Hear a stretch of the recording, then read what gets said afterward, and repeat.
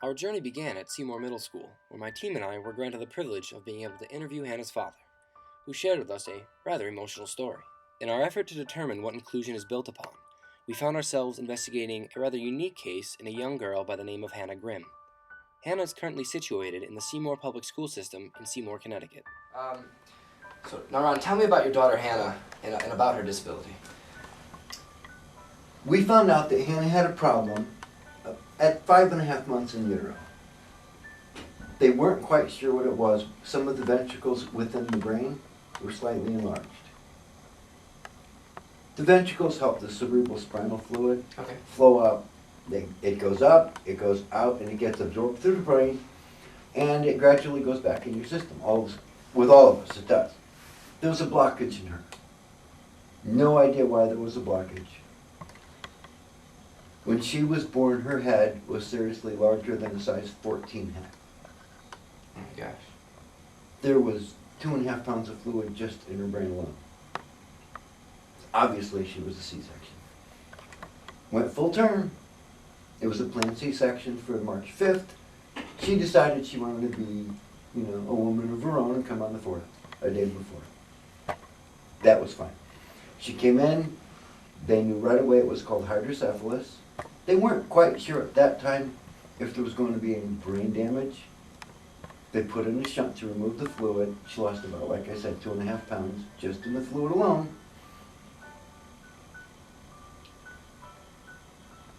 Then about midnight, she had a stroke.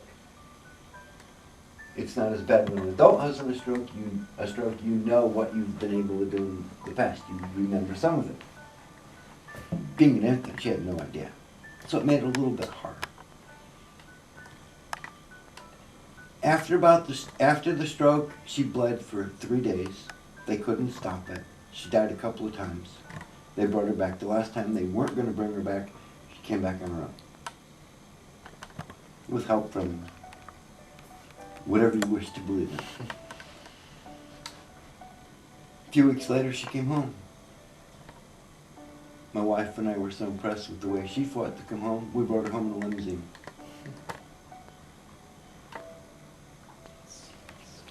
Good to hear.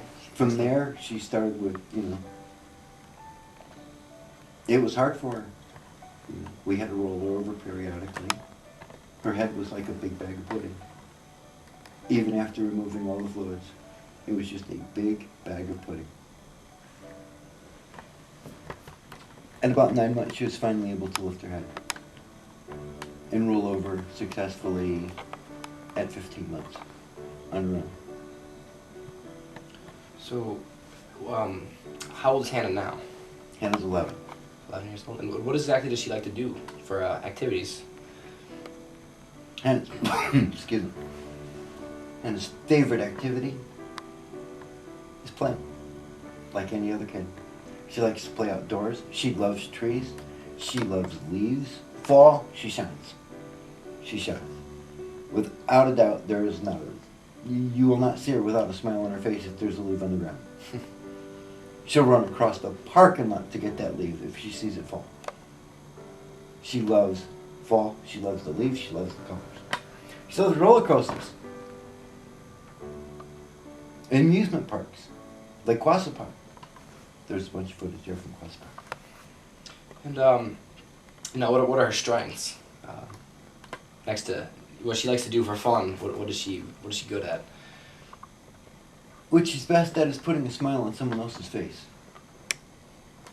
She can walk up to you, and if she looks at you, she can tell if you're a really good person. She'll walk over and give you a hug without even knowing you. So what are some of the typical pre-adolescent behaviors that Hannah exhibits in the classroom and at home? Mine. Doesn't say it, but mine is mine. Not big on sharing the toys, kind of an adolescent thing. Loves to play, nonstop. She will go. She is so curious about every single thing out there. Everything. She wants to examine it. She looks at things. If she sees a pen that she never saw before, she'll pick it up, she'll look at it, she'll examine it delicately. Like, as if it was a scientist trying to figure out, this is the one piece that's going to make the space shuttle fly. It's that important to her. Almost like a compulsion. So what accomplishments have Hannah made in school? Other than the social accomplishments, she's doing a lot of things that the doctors never thought she would do. Unfortunately, after the stroke and everything else, they found that the only part of her brain that has grown since birth is the left side. If you think about what the left side of your brain is supposed to control, it's not walking. When she started school at 3 because of the Birth to 3 program, she could not walk. Now she can walk fine. She can walk up a flight of stairs. She can walk up 2 flights of stairs. She can walk in the park. She can climb rocks. Walk in between trees that are so close you don't even know how she's going to squeeze through there. But she will successfully and she won't fall. You told me she ran across the parking lot to catch a lead. You know? Yeah, in a heartbeat she will. That's... As far as everything else in school goes, other than the social things she's picked up,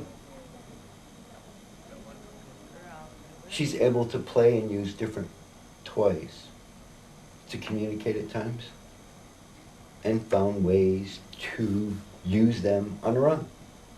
Where now they do use the black box. Okay. And it's got the different pictures, and if she pushes the right picture, it'll say certain words or the name of a person that she's addressing. And it's just leaps and bounds. It's opening her up. Hannah is in 6th grade here at Seymour Middle School. Now, how was the transition of her going from one elementary school to the combination of 3 here at Seymour Middle School? How did she react to that? Very well. Very well. The only thing I can say is when that bus pulled up, knowing she was going to come here for 6th grade, she did the happy dance. Most others would call it the pee-pee dance. That's what it resembles. But for her, it's the happy dance. She ran to her bus, pulling her back. She got on it, held the rails, walking up the steps, sat down. They buckled her in, brought her in here. And of course, we stopped by a little later and see a ball of joy. She's a ball of joy. So the transition went smoothly then? Extremely. I gotta say, part of that was the people from here in the middle school, mainly her teacher and the aides, actually went to where she was last year to acclimate her to them. Not just the environment here. She came here during summer school, which was great. And there were some of the old people, some of the new people. They filtered it in a way that it was comfortable for her. So what would you advise the parents who are possibly choosing an inclusive school for their child? Hannah was in an inclusive school for a few years now. She was in a more private school geared towards special needs before. The care she got there, substandard. Things that happened to her there, as a parent, it would make you ill.